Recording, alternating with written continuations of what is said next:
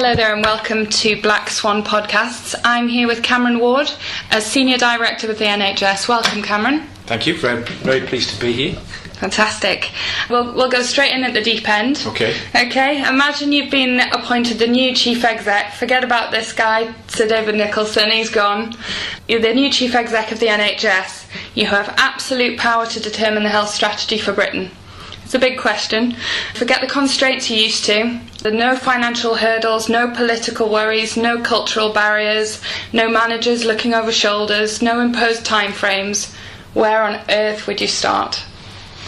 Okay, first of all, it's a great opportunity to be in charge of the NHS. It also comes with a huge responsibility, which is about improving the health of the population's health, which is 55 million people plus, increasing all the time. No pressure there at all? None whatsoever. Yeah, thank you for pointing that out. I think the key thing to think about is we often talk about healthcare, hospitals, use of drugs, use of operations. But actually the biggest emphasis I think we can look at is improving people's health, which is stopping them getting ill in the first place. Yes.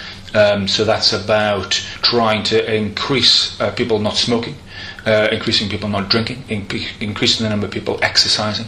Yeah. So I think that is can have a huge positive impact on people's health if we can get that to do that. That will look at their also improves their mental health, because that's really important as well. So a real focus on an investment in looking at things to stop people getting ill in the first place. Yep. That's the first thing I think I'd say. The second thing is to look at what are the indicators of poor health, and a lot of that is about employment, a lot of that will be housing, a lot of that will be education. And so the next bit, although I'm still looking at the NHS, it's about how we in the NHS can work more closely with lots of other people, particularly in local authorities, particularly in schools, trying to get people and young children to think about more healthy, whether it be more healthy foods, more healthy school dinners, and more healthy exercise, all of those types of things that I think we need to work more effectively with all of those partners, all of those people, to improve people's health. Because what you don't want to do is you just don't want them to be poorly in the first place. Absolutely. And that's the key thing. The final bit is then around making sure that if anybody is poorly and is ill, then we get the best possible treatment at the quickest possible time for them. And one of the key things there is to make sure that the doctors and the nurses and all the other clinical staff aren't in any way stopped by giving them the healthcare that they need. So a lot of the bureaucracy, a lot of the managers, unfortunately, do a very good job supporting those clinical staff, but we need to make sure that there isn't any other bureaucracy in the way. A lot of the organisations get in the way, so we don't need to have any further reorganisations. Let's just leave things as they are and really support the clinical staff to help the population get better as quickly as possible. It's almost like going back to basics, get the good stuff right first, and the rest will follow. Yes, absolutely. It's not intended. I think we have a habit of overcomplicating things in life. Yes. And so I'm a keen believer in making things as straightforward as possible and concentrating on those things which are going to add benefit, add value. But also, I think it's about not letting things get in the way. It's more about how can we really look at the benefits for people, rather than thinking, well, what's best for the organisation, whether it be a hospital organisation, whether it be another part of the NHS. Let's just really concentrate on what's best for the people, as opposed to what's best for some of the organisations. Okay. I mean, I think it's very obvious at the moment that the healthcare culture is changing right before our very eyes. Are you all for the change, or do you feel that it's unnecessary? I think it's really important that you embrace the changes. I think it's really important that you concentrate on what the key elements of the changes are. A lot of them are organisational related. A lot of them are setting up new organisations. A lot of them are bureaucratic, which I would want to downplay.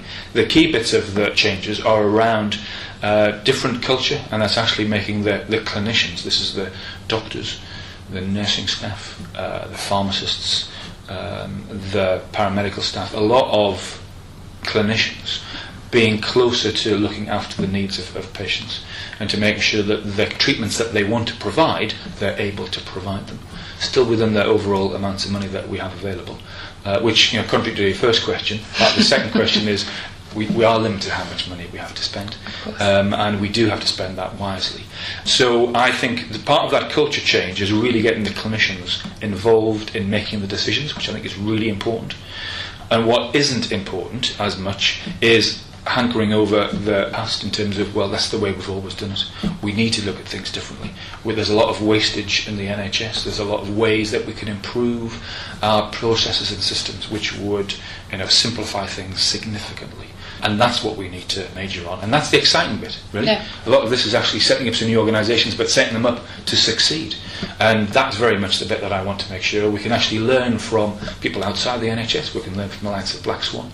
A lot of things within Black Swan would be of assistance. Likewise, we can learn from lots of other people as well about how a change has been introduced before and has been introduced successfully. And that's what we need to look at. That's what we need to focus on, rather than saying, well, actually, we can't do it this way, or we've always done it this way, so therefore we can't do it any better. There's always better ways to improve things. And that's the bit that I'm keen to encourage people to look at. I guess that leads us on nicely to think about innovation in the health service. I've heard a statement recently that real innovation could potentially end over-medication and hence reduce the side effects. It's a big statement. What are your thoughts on that?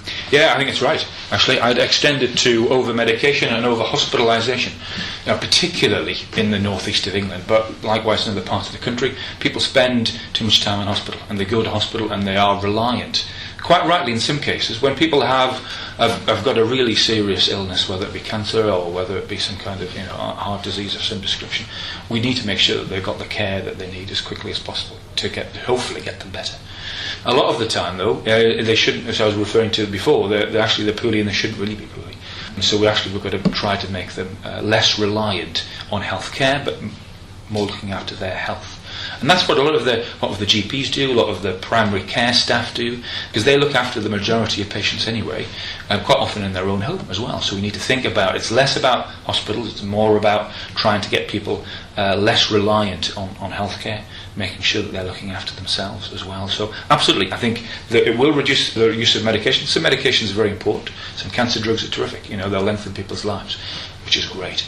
So that might be required. But lots of other drugs, actually, we don't need to use as much. A number of operations actually aren't as successful as we would hope them to be. So actually there's sometimes alternatives. A lot of orthopaedic bone operations. You can get some physiotherapy, which actually would cure the problem. So there's a lot of that type of thing we just need to do more of. So you're right, it would reduce the side effects. There's a lot of poor side effects with drugs. I would think overall the changes are trying to reduce the reliance on the NHS. Because actually that would be successful. If we could actually have less people using the NHS, that would be good, because it means that they are healthy. Earlier on you mentioned that Black Swan could be of some use to the NHS. How do you think a transformation business like Black Swan could help the NHS directly?